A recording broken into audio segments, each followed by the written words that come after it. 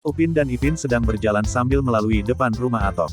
Upin dan Ipin melihat Atok sedang mengutip telur dari reban ayam. Upin dan Ipin pun mahu menakutkan Atok dari belakang.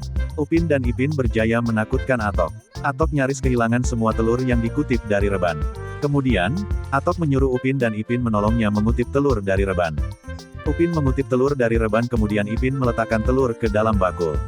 Sambil itu, Atok sedang mengait jambu air dari pokok di rumahnya. Apabila Upin memberitahu Ipin bahwa semua telur telah dikutip dari reban, tiba-tiba Upin ternampak kilauan datang dari sebiji telur di reban. Upin pun mengeluarkan telur itu dari reban. Upin dan Ipin terpesona dengan telur yang berwarna gangsa dan bersinar-sinar itu. Upin dan Ipin pun membawa telur itu kepada Atok sambil bertanya kepada Atok, tetapi Atok tidak memandang pun kepada telur tersebut sambil berkata itu adalah telur ayam. Atok juga memberitahu bahwa jika Upin dan Ipin nak telur itu, mereka boleh ambil telur itu. Upin dan Ipin pun mengambil telur itu. Dari jauh, terdapat seekor makhluk yang sedang memerhati telur itu. Semasa Upin dan Ipin sedang tidur, tiba-tiba Upin ternampak seekor makhluk yang menakutkan berada di dalam bilik Upin dan Ipin. Upin pun menjerit ketakutan. Jeritan Upin turut menyebabkan Ipin terbangun. Maka Upin dan Ipin pun sama-sama menjerit ketakutan dan bersembunyi di bawah selimut. Tiba-tiba, lampu bilik terbuka, kemudian selimut Upin dan Ipin pun ditarik. Sambil itu Kak Ros juga memukul buntut Upin dan Ipin untuk mendiamkan Upin dan Ipin. Rupa-rupanya Kak Ros telah terbangun dan masuk ke bilik Upin dan Ipin untuk menyuruh mereka senyap dan kembali tidur. Kak Ros marah karena jeritan Upin dan Ipin boleh mengejutkan Opah dari tidur. Nasib baik Opah masih sedang tidur dengan nyenyak sekali. Di pondok permainan, Mei Mei sedang masak-masak untuk Jarjit, Mel dan Zul. Upin dan Ipin pun datang bertemu kawan-kawan sambil membawa telur tersebut. Kawan-kawan juga terpesona dengan telur yang bersinar-sinar itu. Zul memberitahu bahwa neneknya berkata telur yang bersinar-sinar itu adalah telur dinosaur. Kawan-kawan pun takut dan terkejut. Upin dan Ipin pun memberitahu kawan-kawan bahwa mereka ternampak dinosaur semalam. Semasa Zul berdiri di sebelah Jarjit, Jarjit secara tidak sengaja terlanggar tangan Zul, maka terlepaslah telur itu dari tangan Zul.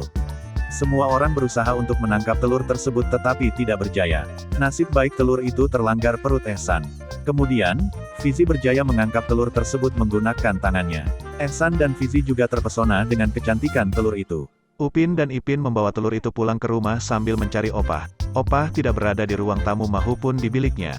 Kemudian, semasa Upin dan Ipin sampai ke dapur, Kak Ros sedang memujuk Opah yang sedang menangis. Opah pun memberitahu bahwa Opah menangis karena kebunnya sudah rusak.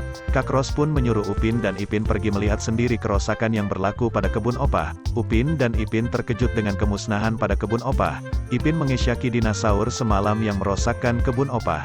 Ipin terjumpa bulu yang aneh di kebun Opah. Kemudian, Upin dan Ipin membawa bulu tersebut sambil memberitahu Opah dan Kak Ros bahwa dinosaur yang merosakkan kebun Opah. Opah dan Kak Ros pun terkejut dengan kenyataan Upin dan Ipin. Upin dan Ipin pun menyelongkar semua buku yang mempunyai dinosaur agar dapat mengetahui dinosaur mana yang memiliki bulu aneh yang mereka jumpa dari kebun Opah. Kak Ros pun memberitahu bahwa zaman sekarang tidak ada dinosaur. Upin dan Ipin pun pergi mencari Atok. Atok sedang memeriksa setiap biji jambu air. Semua jambu air yang Atok periksa, hampir semua dah rosak. Atok pun sedih. Upin dan Ipin pun memberi Atok tengok bulu dan telur itu. Atok pun memberitahu bahwa Atok tidak pernah melihat bulu maupun telur itu. Tiba-tiba, satu bunyi pelik kedengaran. Upin, Ipin dan Atok pun terkejut. Upin, Ipin dan Atok pun ternampak sekumpulan burung aneh yang terbang dengan balung bagaikan baling-baling helikopter. Ipin menyatakan bahwa badan burung-burung itu seperti ayam goreng. Apabila Ipin ingin menangkap burung-burung itu pun terbang ke atas pokok jambu air Atok. Kemudian, Atok pun berkata ini adalah burung yang sama yang merosakkan kebun Opah karena bulu yang jatuh dari pokok di rumah Atok adalah bulu yang sama dengan bulu yang dijumpai di kebun Opah. Atok pun marah karena, pada masa yang sama Atok ternampak burung itu sedang makan jambu air Atok dari pokok. Semasa Ipin sedang memegang telur itu, seekor burung aneh itu datang menyerang Ipin. Nasib baik Ipin sempat mengelak. Burung itu pun jatuh ke lantai, seperti pengsan. Semasa Upin ingin menangkap burung yang terjatuh itu, tiba-tiba burung itu terbang semula ke atas pokok jambu air.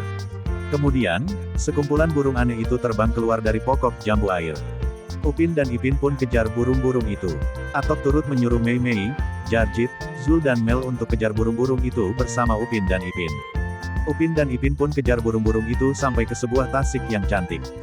Kemudian, Zul menjumpai lagi telur dinosaur yang sama di dalam semak. Semasa Mei Mei ingin mengambil telur itu, tangan Mei Mei telah dipatuk oleh burung. Kemudian, Ipin sempat meletak balik telur itu ke sarang di dalam semak. Kemudian, Atok, Upin, Ipin, Mel, Mei, Zul dan Jarjit Oun lari pulang ke rumah Atok. Atok pun memberitahu bahwa burung-burung menyerang mereka karena burung-burung itu takut manusia mengancam mereka. Atok juga menyatakan bahwa burung-burung itu adalah burung migrasi.